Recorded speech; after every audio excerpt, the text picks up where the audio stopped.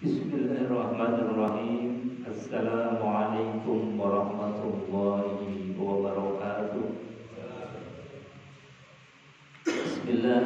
Innal hamdalillah, alhamdulillahilladzi anzala 'ala 'abdihil kitaba wa lam yaj'al lahu 'iwajan qayyiman liyunzira ba'san shadidan min ladunhu wa yubashshiral mu'minin ويبشر المؤمنين الذين يعملون الصالحات أن لهم أجرا حسنا ماكثين فيه أبدا.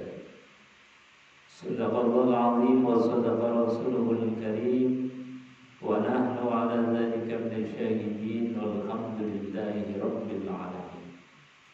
Bapak Ibu hadirin jamaah kajian subuh Masjid At-Taqwa yang dimuliakan Allah Subhanahu wa taala.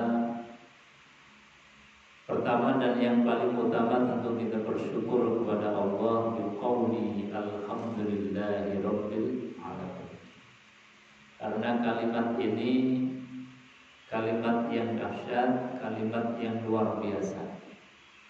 Yang harusnya kalimat hamdalah ini tidak hanya diucapkan ketika kita dalam keadaan senang, bahagia, tapi dalam keadaan sempit, dalam keadaan duka, kalimat ini pun harusnya menjadi kalimat awal yang diucapkan. Karena justru hamdalah itu akan terasa dahsyatnya, akan terasa nikmatnya, dan akan terasa istimewa dan luar biasanya justru ketika diucapkan dalam keadaan sempit. Jadi dalam keadaan sakit masih alhamdulillah, itu luar biasa. Kalau sehat alhamdulillah, ini wajar. Kalau banyak uang, banyak harta, kita alhamdulillah wajar.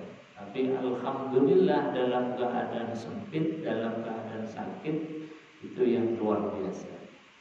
Makanya Allah kasih reward, kasih hadiah bagi siapapun yang senantiasa husnudzon sama Allah, berbaik sangka kepada Allah, dibuktikan dengan kalimat alhamdulillah.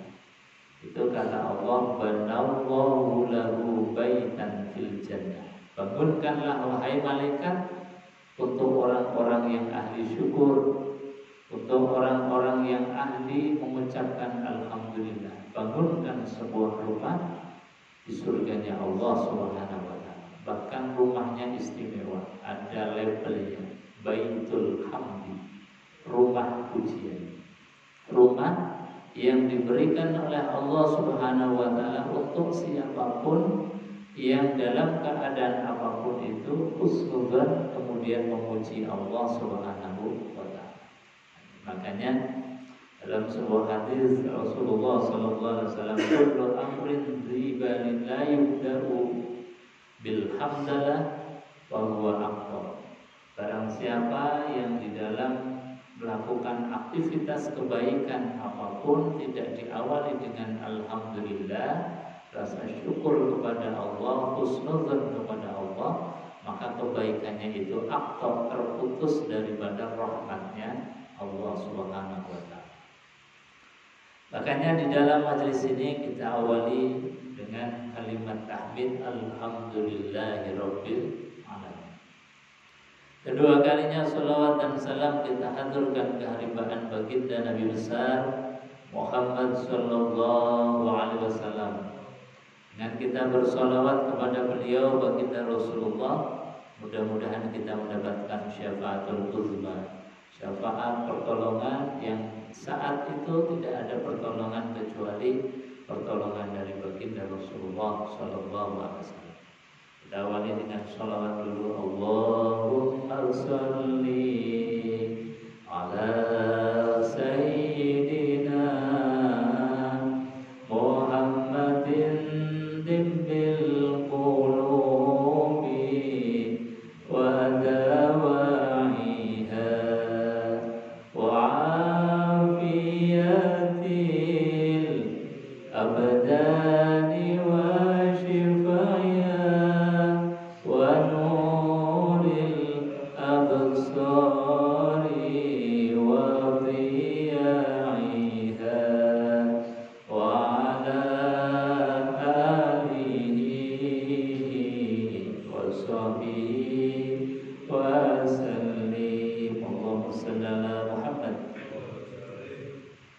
Hadirin jemaah yang dimuliakan Allah Subhanahu wa taala.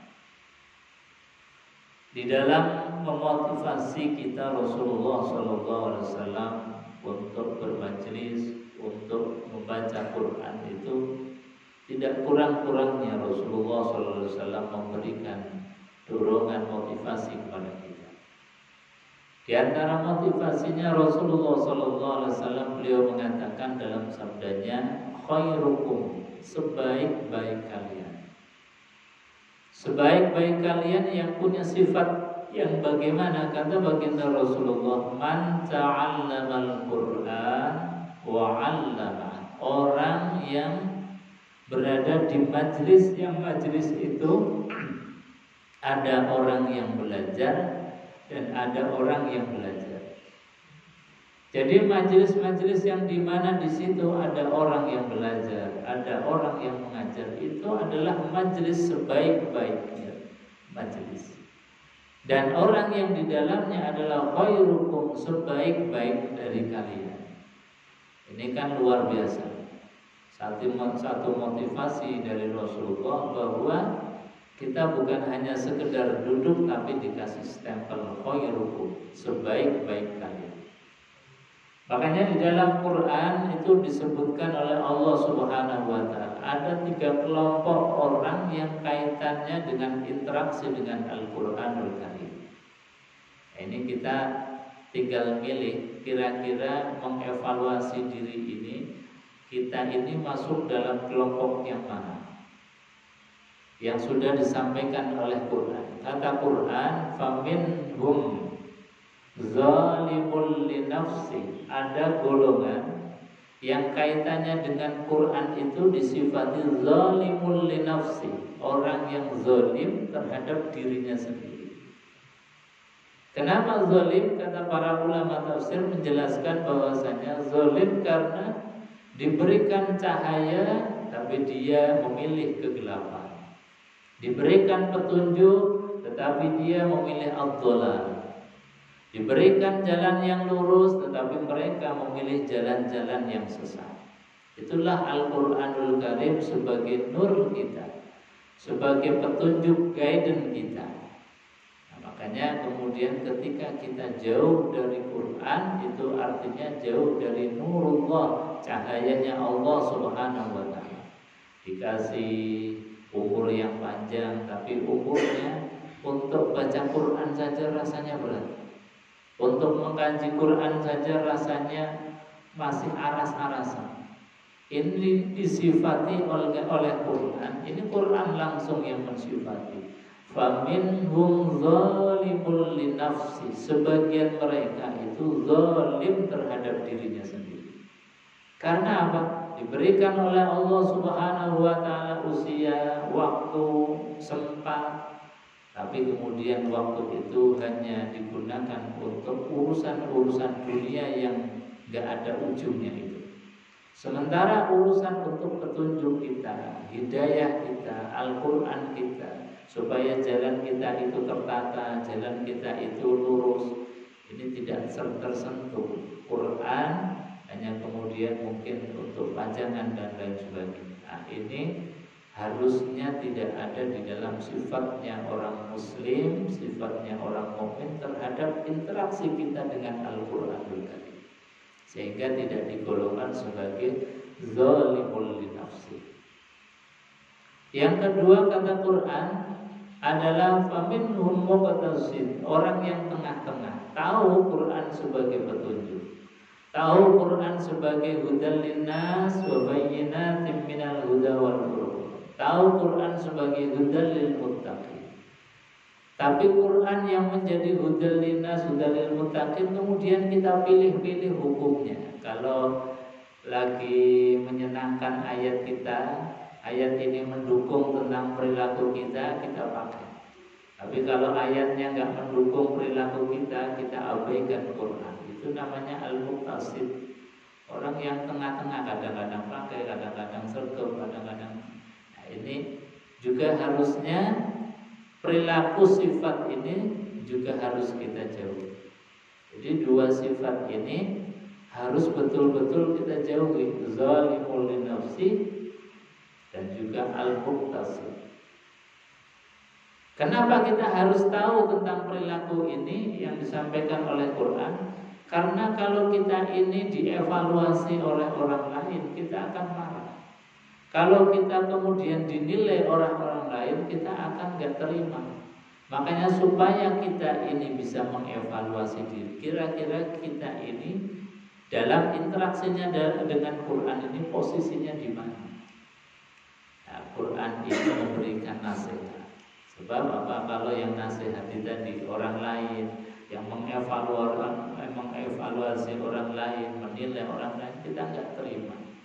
Maka supaya kita bisa mengaudit diri, supaya kita ini bisa mengevaluasi diri, mendiagnosa diri kita, itu kita butuh ilmu, perangkat-perangkat untuk mengevaluasi diri. Kita ngaji. Kita bareng-bareng ngaji untuk tadi supaya kita tahu posisi kita itu di mana. Posisi yang ketiga kata Quran yang ini harusnya menjadi perilaku kita. Kata Quran, aminhum sabiqum bil khairat biiznillah.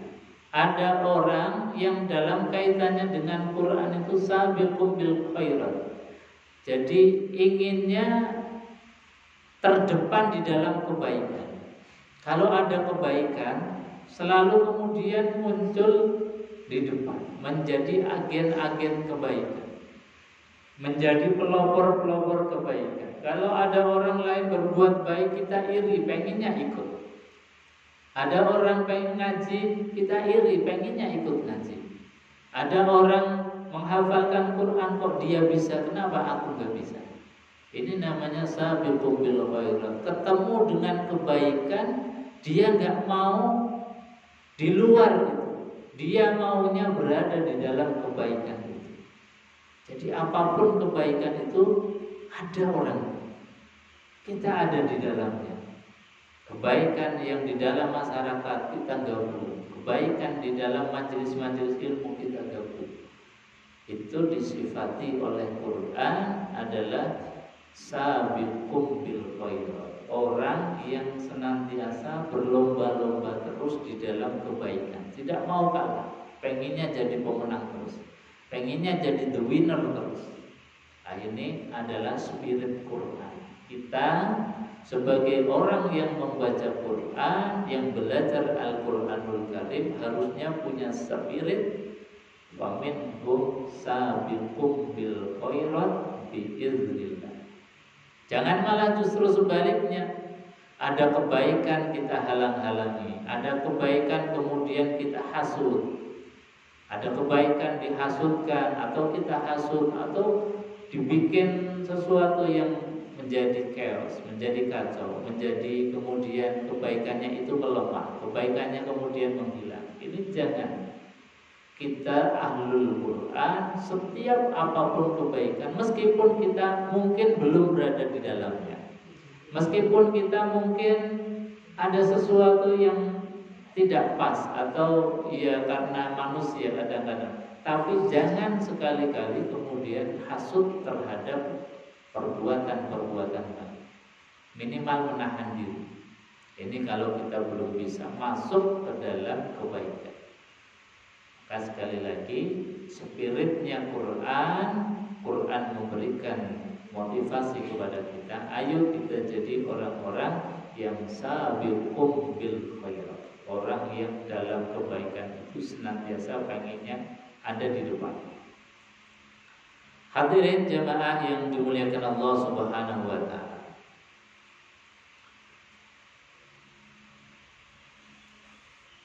Kita lanjutkan kajian tafsir Al-Quranul Karim, masih pada surat Yasin yang dulu kita kaji. Di dalam Al-Quranul Karim, itu yang terakhir kita kaji di dalam surat Yasin ini, ada seorang yang tadi sabiqum bil khairat, inginnya berada di dalam kebaikan, meskipun dia bukan pelaku utama, meskipun dia bukan seorang dai, meskipun dia bukan seorang utusan, tapi dia membackup para dai, membackup para utusan dengan daya dan upayanya. Seperti dikasahkan di dalam surat Yasin, ada seorang yang bukan siapa-siapa, bahkan dari kelompok ekonomi lemah, namanya Habibun Najjar.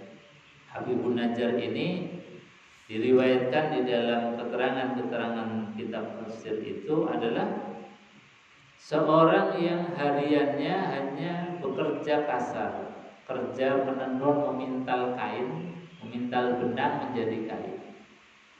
Yang tiap-tiap harinya begitu, dan penghasilannya juga tidak seberapa. Tapi Habibun Najjar ini diantara punya sifat tadi sabiqu bil khairat adalah nisfu min kasbihi. Jadi separuh dari hasil kerjanya dia, kerja kasarnya dia, memintal kain, memintal benang menjadi kain. Separuh dari penghasilannya itu disedekahkan. Yatasaddaq binisfi kasbi, mensedekahkan dari separuh penghasilannya. Ini kan luar biasa. Sabiqu bil khairat, berlomba-lomba meskipun dalam keadaan serba susah. Itu pengennya ya sedekah terus. Karena apa? Karena memang punya mindset pikiran bahwa sedekah itulah yang memang menjadi harta kita yang hakiki. Harta kita yang hakiki ya yang disedekahkan itu. Sementara yang kita tahan-tahan, yang kita bakhil terhadap harta kita itu justru itu yang akan membelenggu kita. Nah, ini kesadaran yang luar biasa. Makanya motivasi di dalam tadi seperti yang dicontohkan oleh Habibun Najjar, sedekahnya luar biasa. Ya tasaddaq binisfi kasbihi, mensedekahkan separuh dari penghasilan. Maka ada ayat yang memberikan motivasi yang luar biasa. May yuqridullaha qardan hasanah fayudha'ifahu lahu ad'afan katsira. Kata Allah Subhanahu wa taala, may yuqridullaha qardan hasanah. Man barang siapa yuqridullah, meminjamkan kepada Allah, qardun hasanah, dengan pinjaman yang baik. Coba kita perhatikan, luar biasa. Allah yang punya sifat ghaniyun atau al-ghani, maha kaya. Allah yang tidak butuh apa-apa terhadap kita, terhadap makhluknya. Tapi di ayat itu Allah sampaikan mayyukridullaha qardun hasanah. Barang siapa yang meminjamkan kepada Allah qardun hasanah, dengan pinjaman yang baik. Seolah-olah di sini Allah butuh. Padahal apa? Sebetulnya Allah adalah takriman lil ghani, sedang memuliakan orang yang kaya, yang berpunya tapi lomo. Jadi orang yang kaya, yang lomo, yang suka berbagi itu dimuliakan betul oleh Allah Subhanahu wa taala, bahkan seolah-olah Allah di hadapan mereka itu seolah butuh. Ini luar biasanya. Jadi tadi seolah-olah Allah di hadapan orang kaya yang lomo itu seperti Allah butuh untuk dipinjemi. Padahal tadi Allah punya sifat al-ghani, maha kaya, yang tidak butuh apapun terhadap kita. Maknanya mayyuridullaha qardun hasanah, barang siapa yang memberikan pinjaman dengan pinjaman yang baik, itu adalah orang yang membantu pada saudaranya, orang yang kemudian saling berbagi, memberikan bantuan. Kita ahli infak, ahli sedekah, itu disebut sebagai mayyuridullaha qardun hasanah. Maka terhadap ayat ini ketika turun itu ada beberapa sikap yang ditunjukkan baik orang kafir maupun orang yang beriman. Orang kafir kafir ketika ayat ini turun mayuqridullaha qardhan hasanah, itu seperti orang Yahudi malah justru membuli Rasulullah SAW, malah ngenyek. Kata orang Yahudi itu loh, dengerin, lihat Tuhannya Muhammad, Tuhan yang miskin, nggak punya apa-apa, malah minta kepada kita. Mayuqridullaha qardhan hasanah. Kalimatnya ini kemudian terekam di dalam Quran. Kalimatnya orang Yahudi yang membuli Nabi Muhammad, yang membuli Allah Subhanahu wa taala, yang dikatakan bahwa Tuhan itu miskin, Tuhannya Muhammad itu miskin. Laqad sami'a Allahu qaulal ladzina qalu innallaha faqirun wa nahnu aghniya. Ini di Quran kalimatnya orang Yahudi ketika mereka itu merespon ayat tadi, itu langsung mengatakan bahwa Tuhannya Muhammad itu miskin. Ngapain kita ngikut-ngikut mereka? Maka Allah kemudian sampaikan, laqad sami'a Allahu qaulal ladzina qalu innallaha faqirun wa nahnu aghniya. Innallaha, sesungguhnya Allah Subhanahu wa taala mendengar orang yang mengucapkan innallaha faqir, sesungguhnya Allah itu fakir, miskin. Wa nahnu aghniya, dan mereka, kami, kata orang-orang Yahudi, adalah orang-orang yang kaya. Nah, ini jangan sampai kemudian sikap kita merasa kaya, kemudian umat terhadap harta yang Allah titipkan kepada kita. Ada orang butuh, kita seolah-olah nggak melihat. Ada pembangunan masjid, musola, pesantren, seolah-olah kemudian bukan urusan kita. Ada kebaikan, kita nggak ikut gabung di dalamnya. Nah, ini namanya orang yang nggak punya sifat sabiqum bil khair. Makanya ini harus betul-betul dijauhi sifat ketika ada ajakan untuk berbuat baik malah dikatakan bahwa Allah fakir wa nahnu aghniya. Kemudian sikap yang lain yang ditunjukkan oleh orang-orang lain itu ketika Allah menyampaikan mayuqridullaha qardhan hasanah, barang siapa yang memberikan pinjaman yang baik kepada Allah. Jadi yang dimaksud pinjaman yang baik kita berbagi kepada sesama, bukan kepada Allah. Allah hakikatnya nggak butuh pinjaman kita, tapi justru Allah membahasakan yuqridullah. Ketika ayat itu turun, orang yang pelit, orang yang bakhil semakin tambah bakhil. Bahkan mereka seolah-olah dengan bakhilnya itu akan tambah semakin kaya, akan baik bagi dia. Makanya kemudian Allah juga mengkanter pendapat paham-paham mereka. La yahsabanna alladziina yabkhuluna bima ataahumullahu min fadlihi huwa khairan lahum bal huwa syarrul lahum.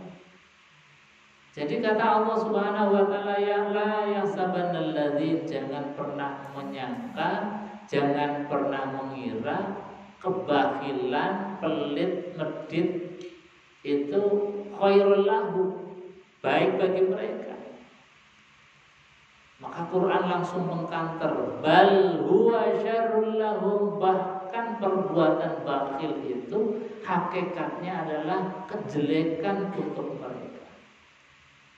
Secara kasat mata mungkin ketika kita sedekah berkurang harta kita, iya, tapi justru itulah yang menjadi milik kita yang hakiki.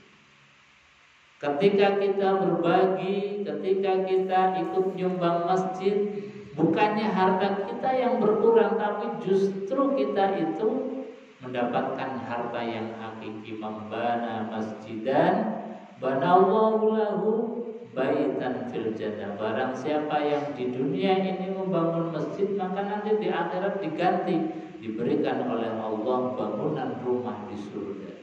Itu kan luar biasa. Tapi orang-orang yang sempit fikir itu kemudian menyangka bahwa ketika bakhil, ketika pelit itu khairul lahum, baik bagi mereka.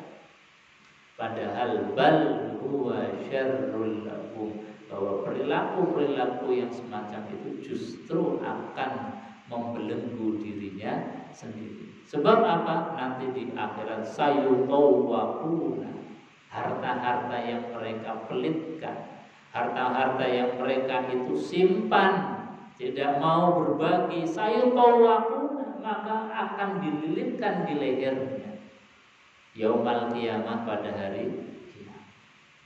Dan itu sangat memberatkan, sangat membebankan kita ketika kita sedang mau diproses hukum di hadapan mahkamah Allah Subhanahu wa taala, tapi dengan bawaan harta kita yang begitu berat, itu luar biasa payahnya kita. Makanya di antara nasihatnya Rasulullah SAW kepada salah seorang sahabat beliau yang namanya Jundub bin Jinadah, atau yang dikenal dengan Abu Dzar Al-Ghifari, itu di antara nasihatnya, ya Badrin khaffifil himla fa innal aqdaka, wahai Abu Dzar, peringankanlah bebanmu, karena perjalananmu itu di dalam kita menuju Allah itu perjalanan yang sangat panjang dan melelahkan. Akan menaiki bukit yang sangat tinggi, terjal, dan gunung yang sangat tinggi. Onak dan duri ada di sana. Kalau kita jalan dengan tadi harta yang kita seolah milik kita, nggak mau dibagi, nggak mau ada membantu yang lain, itu sayutawaquna dan memberatkan. Makanya khaffifil himla, peringankanlah bebanmu wahai Abu Dzar.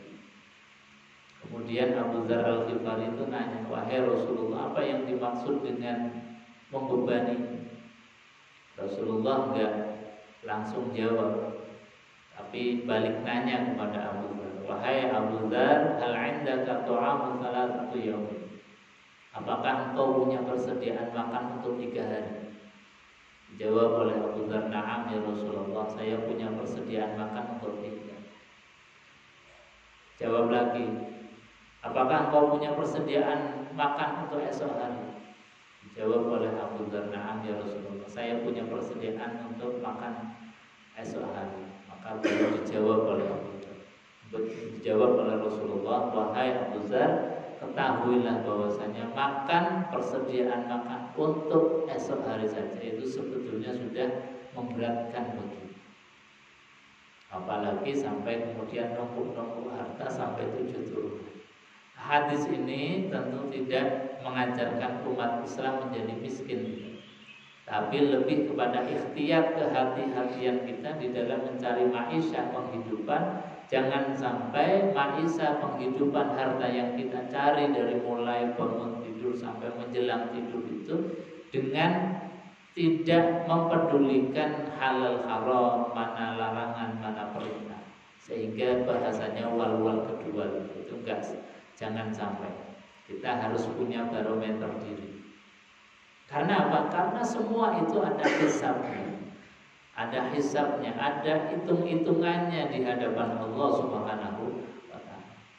Makanya Nabi kemudian menasihatkan, ayo kita menjadi orang kaya. Boleh, bahkan diperintahkan oleh Rasulullah. Sebab apa? Miskin juga itu riskan. Riskannya apa? Nabi memberikan peringatan, kadal faqru ayyakuna kufron. Hampir-hampir kefakiran, kemiskinan itu menjerumuskan kepada kekafiran. Karena apa? Orang miskin itu gampang mudah untuk diiming-imingi pindah agama, pindah agama. Makanya kita harus kuat secara ekonomi.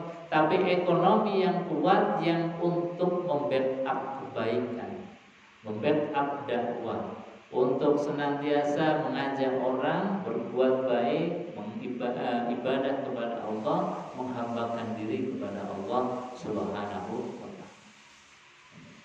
Jadi dalam kaitan ini bahwasanya ada orang yang tadi dalam kaitan ketika diturunkan Allah man dzalladzi yuqridullaha qardan hasanah, ada orang yang bakhilnya luar biasa. Nah, sikap yang harusnya ditunjukkan oleh kita dan juga yang ditunjukkan oleh kaum muslimin di zaman Rasulullah SAW ketika ayat itu turun, man dzalladzi yuqridullaha qardan hasanah, itu semangat berbaginya luar biasa. Sampai-sampai di dalam sirah itu disebutkan adalah Abu Dahda. Abu Dahda seorang Ansor asli penduduk Madinah yang punya lahan yang cukup luas. Ketika turun man dzalladzi yuqridullaha qardan hasanah fayudha'ifahu lahu 'adafan katsira, itu punya semangat yang luar biasa. Wahai Rasulullah, apakah benar bahwa Allah itu ingin pinjaman dari kita? Dijawab oleh Rasulullah, "Na'am ya, Allah ingin pinjaman dari kita." Maka Abu Dahda kemudian mengatakan, "Wahai Rasulullah, julurkanlah tangan kau." Maka saksikanlah wahai Rasulullah dan saksikanlah wahai sahabat, sejak saat ini kebunku, yang diriwayatkan oleh Abdullah bin Umar, bahwa kebunnya Abu Dahda itu di dalamnya ada 600 pohon kurma.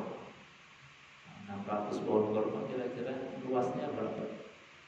Pohon kurma biasanya kalau ditanam kan jaraknya lumayan jauh. Ya minimal itu 5 meter kali sekian 600 pohon kurma. Itu langsung di hadapan Rasulullah, wahai Rasulullah SAW, aku pinjamkan kepada Rabbku.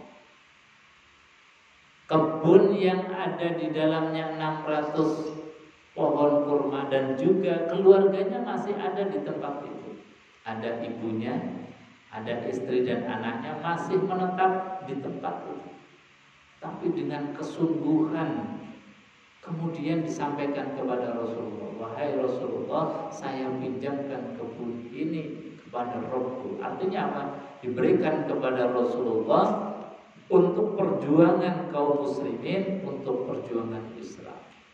Ini satu potret yang kemudian diabadikan di dalam Sirah Nabawiyah sebagai bukti bahwasanya kaum muslimin ketika merespon ayat itu turun itu responnya dengan respon keimanan. Yakin betul bahwasanya apapun yang kita keluarkan fisabilillah di jalan Allah, maka Allah fayudha'ifahu lahu adha'afan katsira. Allah akan melipat gandakan apa yang kita keluarkan, apa yang kita sedekahkan, apa yang kita infakkan, adha'afan mudha'afan, dengan lipat gandakan yang sangat banyak. Adha'afan katsira, pelipat gandaan yang sangat banyak. Ini kan kalau nggak iman betul, nggak punya keyakinan betul, kan pasti akan ngomong apa iya, apa izin, apa betul. Allah akan melipat gandakan. Jangan-jangan penipuan itu. Pasti yang terlintas di dalam pikiran kita awalnya mungkin akan ngomong apa iya, apa betul. Jangan-jangan penipu. Tapi ini Allah Subhanahu wa taala disampaikan kepada Rasulullah sallallahu alaihi wasallam, may yuqridullaha qardan hasanah fayudha'ifahu lahu adha'afan katsira. Makanya Allah Subhanahu wa taala juga memberikan satu luar biasa di antara karakteristik orang yang beriman itu, yang sedekahnya, infaknya itu tidak pilih-pilih. Tidak hanya dalam keadaan lapang saja. Alladzina yunfiquna fis-sarra'i wad-dharra. Orang yang bertakwa itu di antara sifatnya adalah alladzina, orang-orang yunfiquna, yang mereka berinfak fis-sarra, dalam keadaan lapang, dalam keadaan berada dalam keadaan kaya, wad-dharra, dan dalam keadaan sempit, dalam keadaan miskin, dalam keadaan sakit. Itulah justru yang luar biasa. Lagi sempit ekonomi tapi masih mau berbagi. lagi sakit masih mau sedekah. Ini satu perilaku, satu sifat yang kemudian Allah ini sangat bangga. Makanya kemudian orang-orang yang punya sifat semacam ini langsung dikasih stempel oleh Allah al-muttaqin, orang yang bertakwa. Alladzina yunfiquna fis-sarra wad. Dalam ayat yang lain juga Allah mensifati bahwa kebaikan itu bukan kebaikan dari sisa kita. Sedekah itu bukan dari recehan kita, bukan dari sisa-sisa yang sudah kita nggak butuhkan kemudian kita sedekahkan, bukan. Yang diapresiasi oleh Allah Subhanahu wa taala, lan tanalul birra hatta tunfiqu mimma tuhibbun. Wa ma tunfiqu min khairin fa innallaha bihi. Lan tanalul birra, tidak akan mencapai derajat albir, kebaikan sempurna, hatta sampai kita tunfiqu mimma tuhibbun, menafkahkan, menginfakkan apa-apa yang menurut kita itu senang banget, kemudian kita sedekahkan, baru itu sampai derajat yang disebut sebagai albir. Jadi kalau kita sedekah dengan recehan kita berbagi dengan apa yang sudah enggak dibutuhkan oleh kita, itu enggak dipandang. Ya ada kebaikannya, cuma itu belum sampai kepada derajat albir. Makanya kita harus punya idealisme. Ya pernah lah Pak, ya Allah, ini barang kesukaanku, ini aku senang banget, janjinya eman. Tapi karena saya iman terhadap apa yang kau sampaikan, wahai Allah, ini luar biasa. Ya Allah, janjinya aku masih eman, tanahku ini masih ada anak-anak. Tapi ya Allah, karena ini aku yakin terhadap janjimu. Lan tanalul birra hatta tunfiqu. Kalau nunggu recehan, kalau nunggu sisa yang sudah kita nggak butuhkan, itu banyak padanannya, banyak orang yang seperti itu. Tapi kalau sampai kepada derajat tingkat lan tanalul birra hatta tunfiqu, ini yang luar biasa. Makanya Allah mensifati karakter, perilaku, sifat sahabat yang ketika ayat itu turun kemudian mereka itu semangat di dalam berinfak, bersedekah, itu diabadikan dalam Al-Qur'anul Karim. Sifat mereka Allah mengatakan bahwasanya walau kana bihi khasasah. Jadi mereka itu disifati sebagai isar. Isar itu adalah orang yang punya sikap perilaku lebih mementingkan kebaikan orang banyak, lebih mementingkan daripada dakwah dan juga perjuangan Islam. Ini satu potret yang luar biasa. Wa yu'thiruna ala anfusihim walau kana bihim khasasah. Wa yu'thiruna, dan mereka para sahabat khususnya kaum Ansor, mereka berbuat isar. Isar itu lebih mementingkan saudaranya, yaitu dari kaum Muhajirin, dari orang-orang yang hijrah. Diberi makan, diberikan tempat. Ketika belum ada tempat, tanahnya mereka sebagian diberikan kepada kaum Muhajirin. Ini kan luar biasa. Walau kana bihim khasasah, disifati oleh Allah meskipun mereka sendiri orang-orang Ansor, penduduk asli Madinah, meskipun dalam keadaan khasasah, mereka juga aslinya membutuhkan, tapi mampu berbagi peran, berbagi harta, berbagi rezeki dengan saudaranya seiman, yaitu kaum Muhajirin. Karena apa? Ya karena ada iman yang luar biasa yang ditanamkan, diajarkan oleh baginda Rasulullah Shallallahu Alaihi Wasallam. Jadi spiritnya Nabi itu, Nabi membawa spirit yang luar biasa. menjadi motivasi yang luar biasa. Nah, ini kalau kita kaji di dalam sirah-sirah tadi, ayat ini turun menjadi motivasi. Makanya tadi di dalam surat Yasin itu ada seorang yang namanya Habibun Najjar, bukan siapa-siapa, bukan seorang dai, bukan seorang utusan, tapi dia ketika ada dai, ada utusan yang untuk dakwah, kemudian mau diganggu, mau dibunuh, dia yang pertama kali membackup, menghalang-halangi. Bahkan dia dengan jalan yang cepat. Artinya apa? Dia punya respon yang cepat.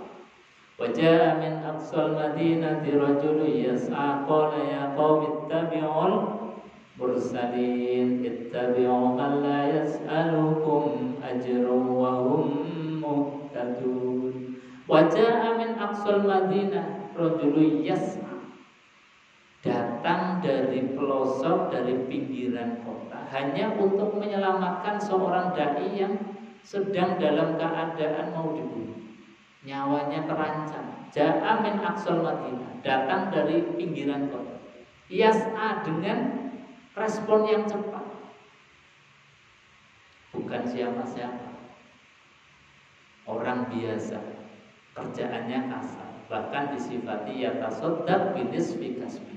Tapi ketika dakwah itu kemudian terancam, orang yang mendakwahkan juga terancam, dia orang yang tampil di depan jamin aqsal madinati rajulun yas'a. Yas'a ini respon yang cepat. Kita kadang-kadang ada orang ulama-ulama kita terzalimi, kita seolah santai-santai. Lah mana sifat yas'anya? Kita nggak boleh di. Ketika ada dakwah terancam, ada orang yang berdakwah terancam, ja'a min aqsal Madinah, hendaknya kita menjadi Habibun Najjar zaman sekarang. Kita tampil dengan respon yang cepat, jangan diam. Nah, ini yang dimotivasi Quran. Makanya kita satu ahlul Quran, mari kita betul dalam Quran, spirit Quran kita tanamkan di dalam hati kita, sehingga menjadi perilaku di dalam keseharian kita, perilaku dalam sosial kita. Insyaallah kita termasuk orang yang iqra'ul Quran fa innahu ya'ti yaumal qiyamah syafi'an li ashabi. Bacalah Al-Quran, karena Quran itu nanti akan datang pada hari kiamat, syafi'an li ashabi, akan memberikan pertolongan syafaat kepada ahli. Mudah-mudahan kita termasuk min ahlil Quran. Amin Allahumma amin. Hadirin jamaah yang dimuliakan Allah, saya kira itu. Mungkin sebelum ditutup ada yang mau ditambahkan atau ditanyakan, atau sudah.